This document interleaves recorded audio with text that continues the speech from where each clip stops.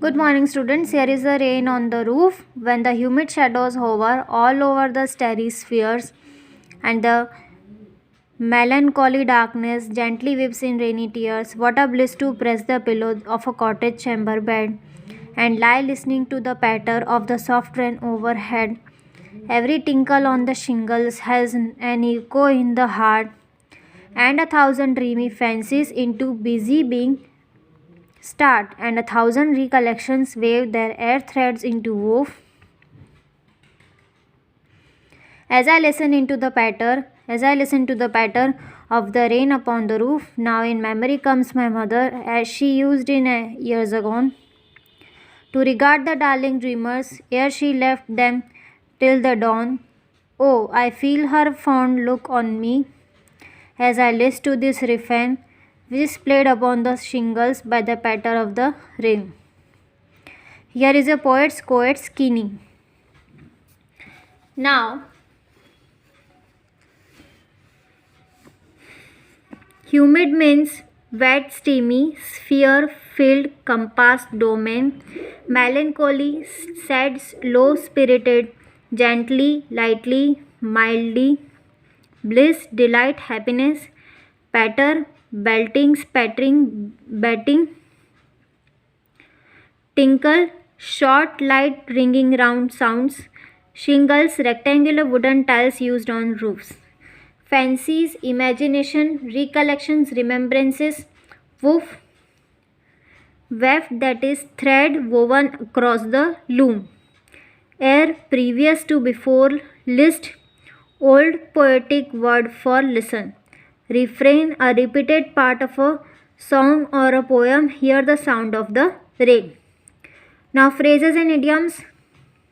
Hover over, float, linger over. In years agone, in the past years or time. Now here is a summary. The humidity of the atmosphere is relatively high as it lingers below the dark skies, and the twinkling shimmering light of the stars forms into roundness of visible source of light. Means humidity atmosphere जो पूरा रेनी वाला है, dark skies हो रहे हैं, twinkling shimmering हो रहा है लाइट स्टार्स के, और राउंडनेस वहाँ पर हो रही है, विजिबल सोर्स ऑफ लाइट अलग से आ रहे जैसे बिजली चमकती है. Though the darkness moans and the melancholic spirit of indescribable sadness. मतलब डार्कनेस की वजह से सब शांत हो गए, सब चुप हो गए हैं और ऐसा लग रहा है जैसे कि सैडनेस होने वाली है. The soft rain sets into compensated with the spirit of space. मतलब सॉफ्ट रेन जैसे ही हुई तो स्पिरिट ऑफ स्पेस मतलब लोनली नाइट एट हैंड, मतलब अंधेरी रात हो गई है. Kinni suddenly realizes how much joy and pleasure of sleep he can attend when his head presses against his pillow. मतलब किन्नी को सडनली रियलाइज़ होता है कि इतनी खुशी हो रही है कि जब वो सोने जा रहा है और उसका हेड उसने पिलो से ऐसे दबा के रखा है. To conclude the long day into a good night's rest, मतलब फाइनली उसे एक अच्छा रेस्ट मिला है रात को. He can sleep soundly like a little child in his cottage bedroom and listen to the patter of the soft summer showers overhead on the room. मतलब पानी की जो टप टप जो आवाज़ आती है वो सुन के उसे काफ़ी खुशी मिलती है.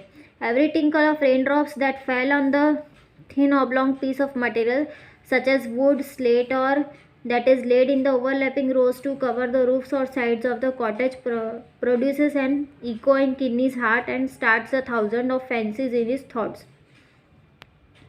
मतलब जैसे कि वुडन मटेरियल पे या किसी ऑब्जेक्ट पे जब जैसे ही पानी गिरता है तो उसकी आवाज़ जो प्रोड्यूस होती, जो इको जो प्रोड्यूस होता है उससे किन्नी जो है काफ़ी सारे फैंसी थॉट्स अपने माइंड में ले आता है. They spin the yarns of listen to the patter of the rain on the roof. His continual imagination comes his mother to his vivid thoughts and just like an early years when she observes all his offsprings in their sleep.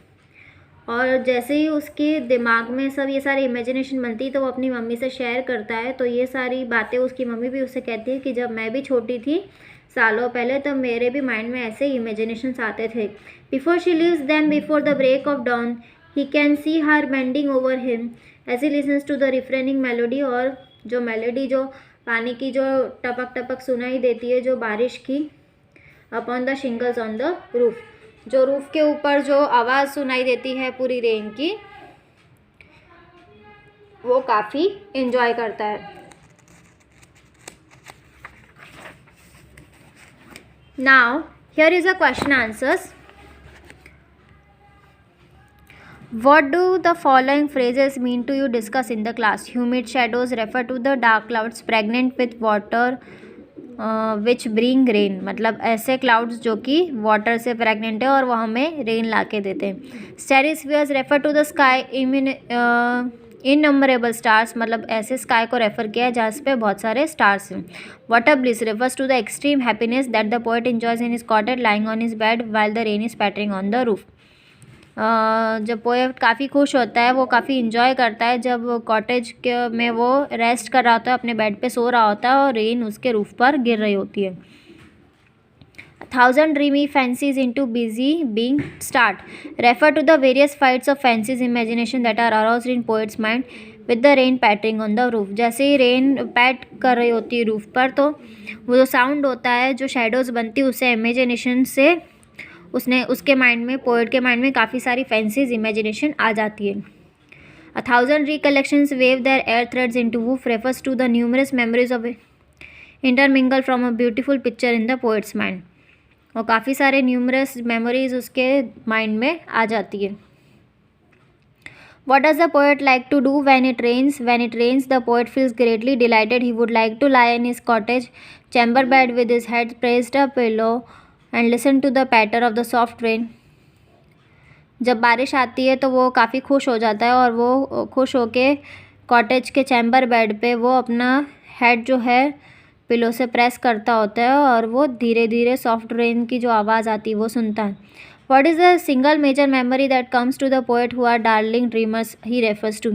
The single major memory that comes to the poet is that his mother and of her fond look. The darling dreamers are the poet and his siblings in their childhood when they were lovingly put to sleep by their mother.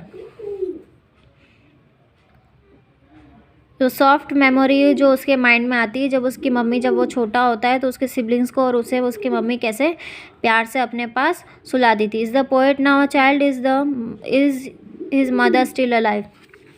No, poet is now not a child. He is grown up man. His mother is no more alive, but the poet cannot forget her. अब ना तो poet एक child है, वो एक grown up man है और उसकी मम्मी भी अलाइव नहीं है. But the poet can not forget her. The memory of his mother, her fondling is still alive in his mind and he remembers how she put them to sleep caressingly. मतलब poet को अभी भी याद है कि उनकी mummy उन्हें कितने प्यार से उन्हें रखती थी और कितने प्यार से अपने पास सुलाती थी.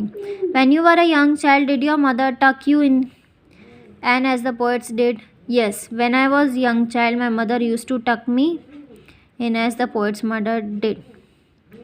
जैसे कि पोएट की मम्मी उन्हें कैसे प्यार से ऐसे टक करती है, ऐसे सुलाती है, उसी तरह आपकी मम्मी ने भी कभी सुलाया है. So yes, do you like rain? Do you like rain? What do you do when it rains steadily or heavily described in the poem? Yes, I like rain. When it rains steadily, I get into my house and enjoy the weather with family. We enjoy tea. It is a wonderful experience. Does everybody have a cozy bed to lie when it rains? Look around you and describe how different kinds of people or animals spend time, seek shelter, etc. during rain. No, everybody is not fortunate enough to have a cozy bed to lie in when it rains. Not everybody gets to enjoy the comfort of cozy during rain. I have seen animals seeking shelter under trees and under the thin roofs of the small roadside tea stalls. The people passing by shoo away these animals and try to shrink themselves under the limited space of these shops. The poor animals are left shivering and drenching on the roads. The shopkeepers of such stalls are delighted as the people waiting for the rain to subside often end up buying tea snacks. सब लोग इतने खुशनसीब नहीं होते, सब लोग इतने enjoy भी नहीं कर पाते. कुछ लोग जैसे कि एनिमल्स है, वो झाड़ के नीचे कैसे जैसे रोड साइड टी स्टॉल्स में ऐसे रूफ लेते, शेल्टर लेते हैं. कुछ लोग जो है बाय शू। कुछ एनिमल्स जो जा रहे होते हैं उससे परेशान भी करते हैं, लिमिटेड स्पेस होती है उनके पास, उनके शॉप्स के आसपास। बेचारे एनिमल्स लिव शिवरिंग, वो कांपते रहते हैं और रोड साइड इधर उधर मतलब जगह ढूंढते हैं। The shopkeepers of such stalls are delighted as the people waiting for the rain to subside often end up buying टीइंग स्नैक्स। कुछ शॉपकीपर्स जो होते हैं वो मतलब काफ़ी अच्छे से केयर करते हैं लोगों की भी। सो ऐसे कुछ दयालु शॉपकीपर्स भी होते हैं जो उन एनिमल्स पे भी ऐसे उनकी केयर करते हैं, और कुछ ऐसे शॉपकीपर्स भी होते हैं जो लोगों को ऐसे कहते हैं कि आप टी और स्नैक्स ले लीजिए। So here is a lesson number 3, rain of the roof is finished, poetry lesson. I hope this video will help you to learn at home. Stay home, stay safe, keep learning and watching this video. Stay tuned till our next session. Bye bye, take care, have a joyful day, have a wonderful day.